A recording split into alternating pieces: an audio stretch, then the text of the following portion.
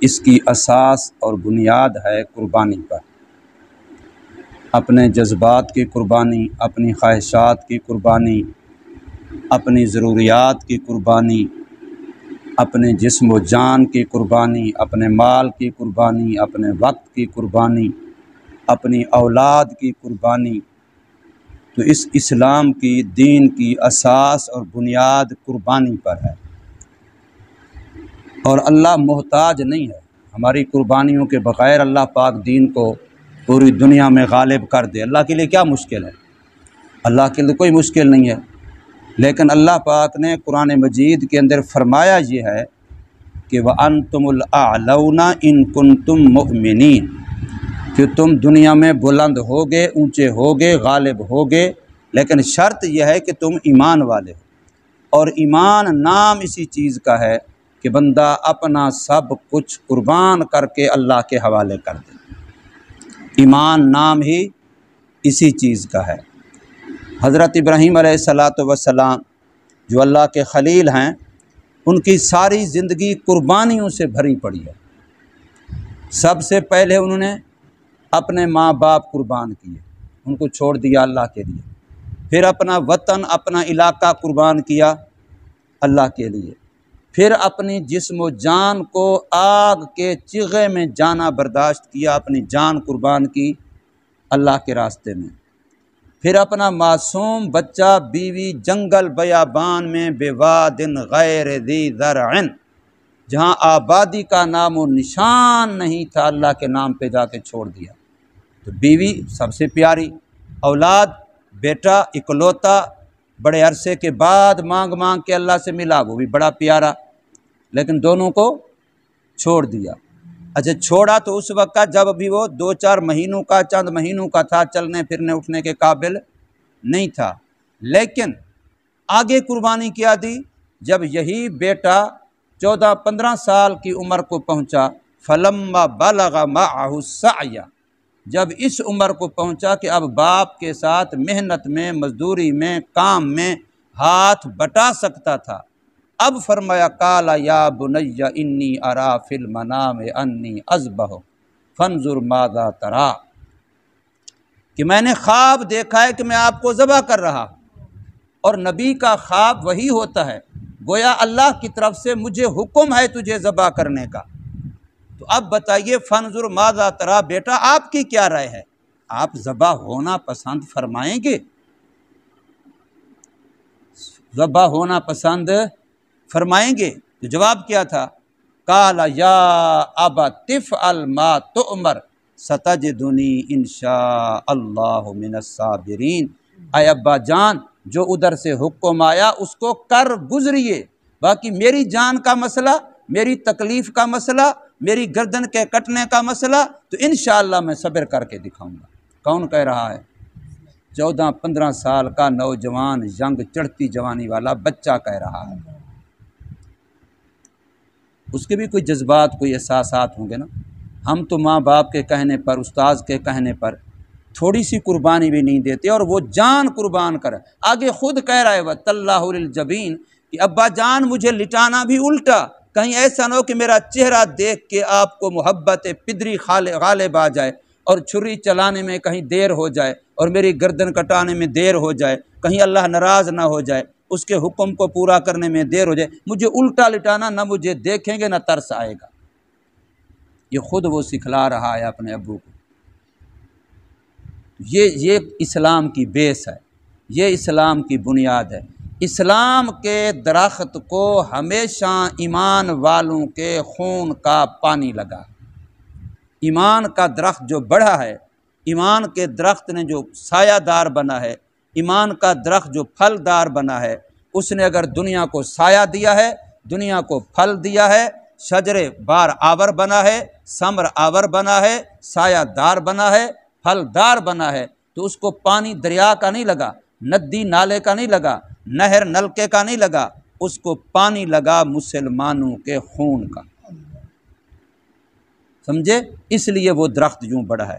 اور اب ہم تو پسینہ دینے کو تیار نہیں ہیں، مسلمانوں نے تو خون دیا ہے اور ہم تو پسینہ دینے کو تیار نہیں ہیں، تو پھر اسلام ہمارا ایسے جوان ہو جائے گا، ہمیں پھل ایسے مل جائے گا، ہمیں اسلام کا سایہ ایسے مل جائے گا، اگر ایسے ملتا تو بدر کا میدان نہ ہوتا، اگر ایسے ملتا تو احد کا میدان نہ ہوتا، تبوک کی لڑائی نہ ہوتی، خندق کی لڑائی نہ ہوتی، پھر یہ سارے جو غزوات ہوئے جس میں صحابہ کرام نے شہادتیں پیش کی، بچے پیش کیے، اپنے آپ بیویاں یتیم بیوہ کروائیں، اولادیں یتیم کروائیں، گھر چھوڑا، یہ وہ نہ کرتے، اللہ تو ویسے قادر تھا لیظہرہ علی الدین کلہ، تمام دینوں پر دین اسلام کو ویسے غالب کر دیتا۔ اللہ کے لیے کیا مشکل تھا؟ اللہ کے لیے کوئی مشکل تو نہیں تھا۔ وہ اگر نمرود کو ایک لنگڑے مچھر سے مروا سکتا ہے، فرعون کو جو خدائی کا دعویٰ کرتا تھا بے زبان مخلوق پانی سے مروا سکتا ہے، تو اللہ کے لیے کیا مشکل تھا؟ قارون جس کو اپنے خزانوں پہ ناز تھا، اللہ اس کو زمین کو یوں حکم دیا کہ پھٹ جا، زمین نے منہ کھولا اور قارون اپنے خزانوں سمیت زمین میں گیا، اور حدیث میں یہ قیامت تک نیچے جا رہا ہے، جا رہا ہے، جا رہا ہے۔ اللہ کے لیے تو کوئی مشکل نہیں تھا۔ اللہ مکے کے کافروں کو یوں سزا نہیں دے سکتا تھا، دے سکتا تھا، لیکن اللہ نے ان کو مسلمانوں کے ہاتھوں سے پٹائی کروائی، کبھی بدر میں، کبھی احد میں، کبھی فلاں، کبھی فلاں، اور مسلمانوں کا خون لیا ہے۔ اس لیے اسلام کی اساس، اسلام کی بیس، اسلام کی بنیاد کس پر ہے؟ قربانی پر ہے۔ کس پر ہے؟ قربانی الاسلام علی خمس، حدیث پاک میں اسلام کی بنیاد 5 چیزوں پر ہے: کلمہ طیبہ، نماز، روزہ، حج، زکوٰۃ، اور 6ٹھی چیز فرمایا وَسَنَامُ الْإِسْلَامِ الْجِہاد، اسلام کی بلندی، اسلام کا کوہان، اسلام کا اوپر کو جانا، فرمایا وہ جہاد کے ساتھ۔ نمازیں، روزے، زکوٰتیں، حج، کلمے کے ورد و ذکر، یہ بے شک اسلام کی بنیاد ہیں، لیکن اسلام نے اگر غالب آنا ہے، اسلام نے اگر بڑھنا ہے، اسلام نے اگر کوہان بننا ہے، اسلام نے اگر بلندی لینی ہے، فرمایا اس کے لیے جہاد ہے۔ سنام الاسلام الجہاد۔ تو جہاد میں کیا ہوتا ہے؟ مکھن کھانا، کریم کھانا، جہاد میں کیا ہوتا ہے؟ برگر کھانا۔ جہاد میں کیا ہوتا ہے بھائی؟ جان دینی پڑتی ہے، خون دینا پڑتا ہے، قربانی دینی پڑتی ہے، اپنی جان ہتھیلی پہ رکھنی پڑتی ہے، سمجھے؟ تو اس لیے یہ جو قربانی ہم کرتے ہیں جانوروں کی، اس کے اندر بھی اصل جو راز ہے، جانور ذبح کرنا نہیں، مطلب جانور تو سارا سال ذبح ہوتے رہتے ہیں، یہ مقصد نہیں ہے، یہ مقصد نہیں ہے، یہ صرف ایک ظاہری شکل ہے۔ اصل یہ ہے کہ میرے جذبات، میرے احساسات، میری خواہشات، میری تمنائیں، میری محبتیں، میری نفرتیں، میری چاہتیں، ان سب پر چھری چل جائے، کچھ نہ ہو، بس وہ ہو جو میرا اللہ چاہتا ہے۔ اس لیے جانور قربانی کے بارے میں ایک مسئلہ یہ ہے کہ اس کو گھر کے اندر چند دن عرصہ اتنا پہلے سے پالو کہ وہ تمہیں پیارا ہو جائے، تمہارا اس کے ساتھ محبت کا تعلق بن جائے، اس کی تکلیف تمہاری تکلیف ہو۔ اب جس وقت اس پر چھری پھیرنے کا موقع ہے تو پھر مسئلہ یہ ہے کہ اپنے ہاتھ سے پھیر، اگر خود نہیں پھیر سکتا تو پھر سامنے کھڑا ہو تاکہ تیرے سامنے اس کی گردن پہ چھری پھرے۔ یہ مسئلہ ایسے ہے کہ نہیں؟ یا تو خود بندہ اپنی قربانی پر آپ چھری پھیرے، اگر آپ نہیں پھیر سکتا تو عورتیں حضرت فاطمہ الزہرا رضی اللہ تعالی عنہا جو حضور صلی اللہ علیہ وسلم سے فرما رہی ہے، حضرت علی سے فرما رہی ہیں کہ میرا جنازہ بھی رات کو اٹھے کہ میرے کفن پر بھی کسی نامحرم کی نگاہ نہ پڑے، لیکن اس کو بھی حضور صلی اللہ علیہ وسلم فرما رہے ہیں اے بیٹی فاطمہ ادھر آ، سامنے کھڑی ہو، تیری قربانی ذبح کر رہے ہیں، تو اپنی قربانی کو ذبح ہوتا ہوا خود دیکھ۔ اب ذرا اندازہ لگا انسان، ورنہ ان کو بلانے کی کیا ضرورت ہے؟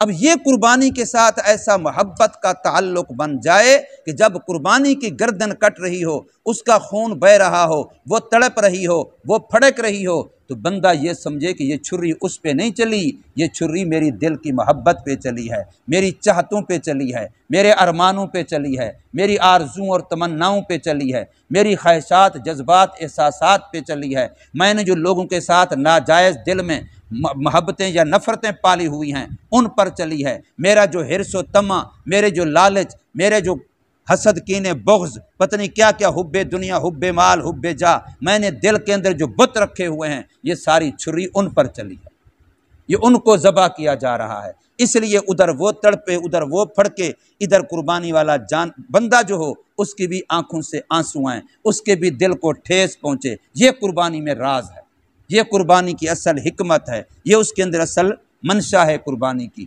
ایسے نہیں کہ قربانی ہنستے ہنستے مذاق ماشاءاللہ گوشت بڑا اچھا ہے، ماشاءاللہ تکے کباب بڑے اچھے بنیں گے، ماشاءاللہ یہ ہوگا اور فریج بھر جائیں گے، بٹ اتنے دن تو ماشاءاللہ مہینہ دو میں تو گزر ہی جائیں گے نا ماشاءاللہ۔